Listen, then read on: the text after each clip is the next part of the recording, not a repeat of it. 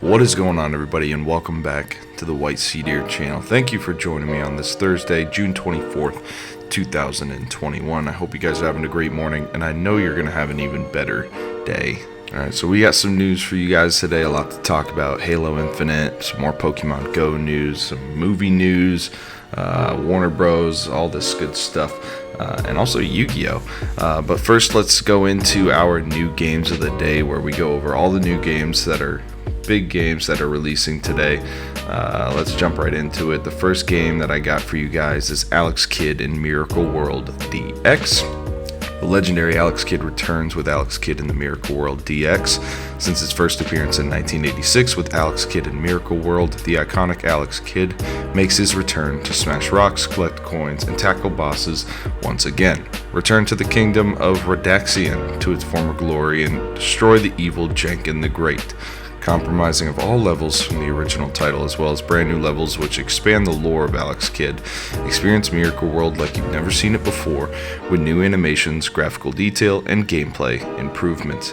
You can pick that game up today for PlayStation 5, PlayStation 4, Xbox One, Nintendo Switch, and PC. The next game on this list is The Legend of Mana. The HD remaster of The Legend of Mana is coming. Set off on a journey to find the mystical mana tree seen in a dream before discovering the world map is empty.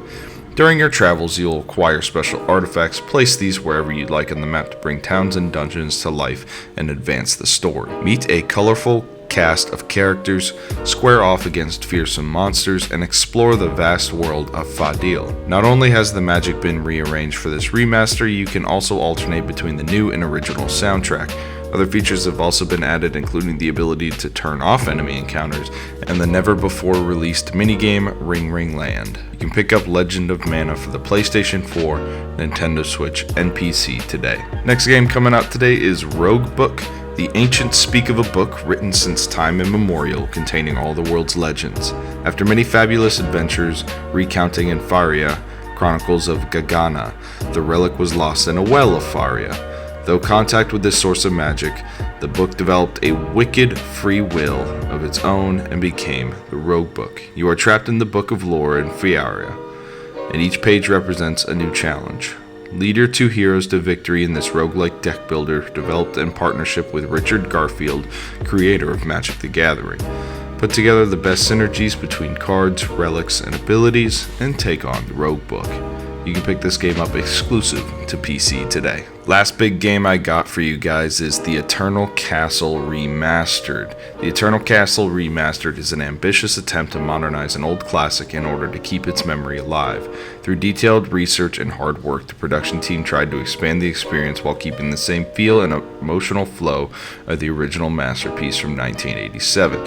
This game is out on other platforms, but today you can now pick it up for the PlayStation 5 and PlayStation 4. Alright, everybody, those were the 4 major game releases for today. Go out, be happy, play some video games. Alright, moving on from that game segment, we're going to talk about some news. The first one's kind of sad. Harrison Ford injured his shoulder on the set of Indiana Jones 5 while rehearsing a fight scene. Listen, Harrison Ford, he's what, 78 years old, and he's still doing his own fight scenes. The guy's crazy. He's one of the greatest actors of all time. I have a lot of respect for him. But he is injured, so it looks like it might get a bit delayed, the production of this, but that's okay. I'm willing to wait. Let's get Harrison Ford, healthy and all that good stuff. There's not really any details on what the injury was, just that it was the shoulder. Obviously, Harrison Ford has gotten injured before on a set due to his age. He had to have surgery following an accident on the set for Star Wars The Force Awakens, when the Millennium Falcon almost snapped his leg in half. So Harrison Ford's no stranger to injuries when it comes to filming these movies, but he's a trooper. Looking forward to seeing this movie, and I wish him a speedy recovery so we can get back to work. Alright, the next story I got for you guys is kind of a weird one. There was a court auction in China from a criminal that was arrested. They were auctioning off some of his property, as most courts do when you seize somebody's property.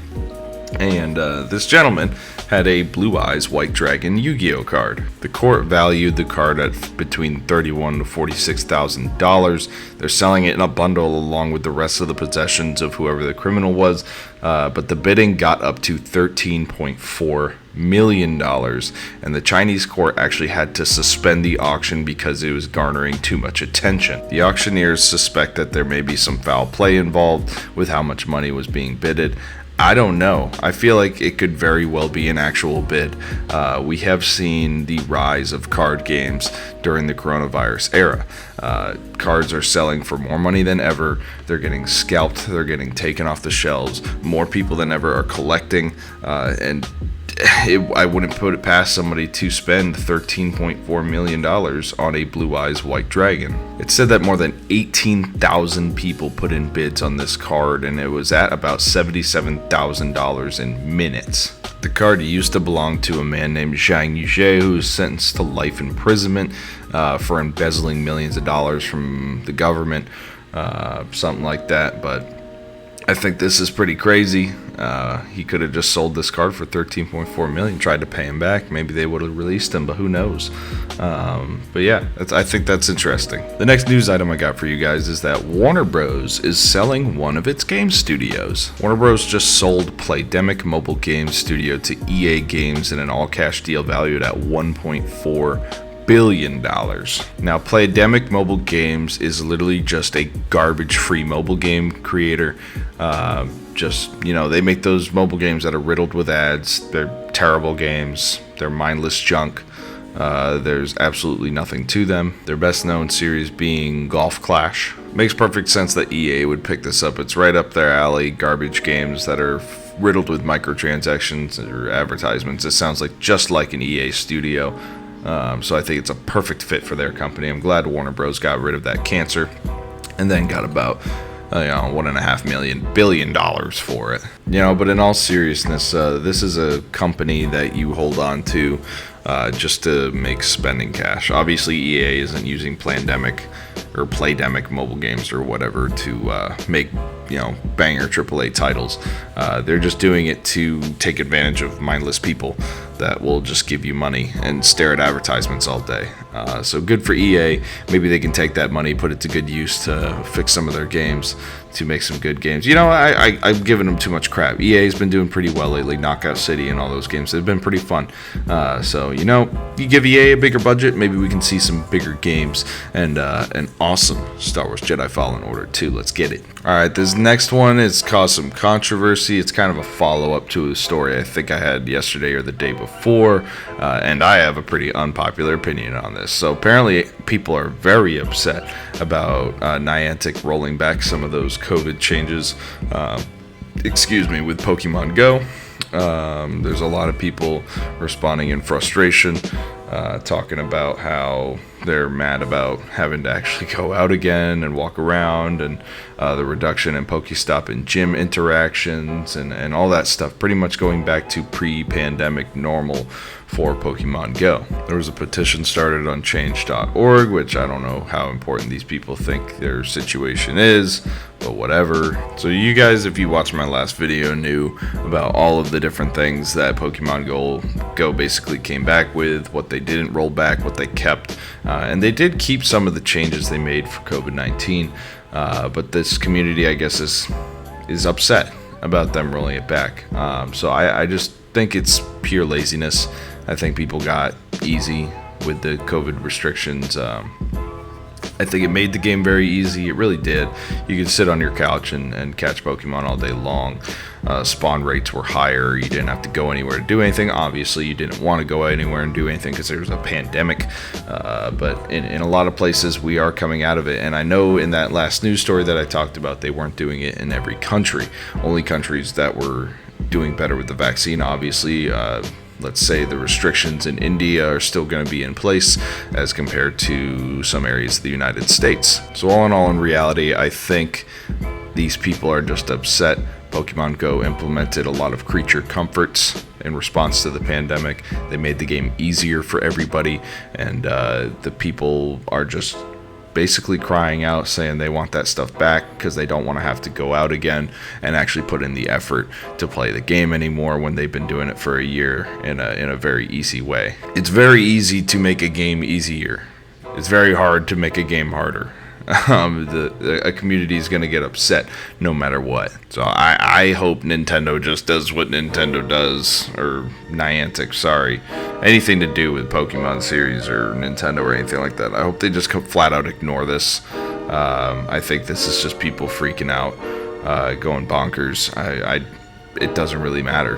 Fact of the matter is Pokemon Go is not an essential service. It's not that important. If you're unwilling or unable to go play Pokemon Go because of some of the restrictions that they lifted from the COVID pandemic, then just don't play it. You have about 100 Pokemon games to choose from besides that one that are honestly a lot better than Pokemon Go. Pokemon Go isn't even that fun. Alright, now that I'm about to be canceled by the Pokemon fandom, let's talk about Halo Infinite. Phil Spencer has come out and said, quote, he is very committed to a holiday release date for Halo Infinite. Quote, we know kind of our range in the 3 to 4 week range. We don't have yet the exact day. There's some other things with some game timing that we're going to look into at. We'll have better clarity over the summer, but this isn't a month's thing. It's down to a few weeks. So the release date for Halo Infinite is very close to being locked in. We should be hearing an announcement very shortly. So you heard it from Phil Spencer. Halo Infinite, no more delays, no more of that. Holiday season 2021, we are going to get Halo Infinite, the free multiplayer, the campaign you gotta get, but everything's gonna be great. I'm excited. Halo Infinite is huge. It looks incredible. I will be playing it on day one, as I hope all of you will. So get excited. Alright everybody, that was the news of the day. I hope you guys have an incredible day this Thursday, June 24th, 2021. Tell me in the comments below what y'all think of all the news stories today, or if you're going to be playing any of the new game releases coming out today. If you made it this far in the video, I really appreciate you watching. Make sure to like and subscribe to help me grow the channel. I love talking about video games, video game news, all the nerdy news, and playing video games, of course. But I'll catch you guys in the next video. It's been a pleasure. Love y'all. Take it easy now.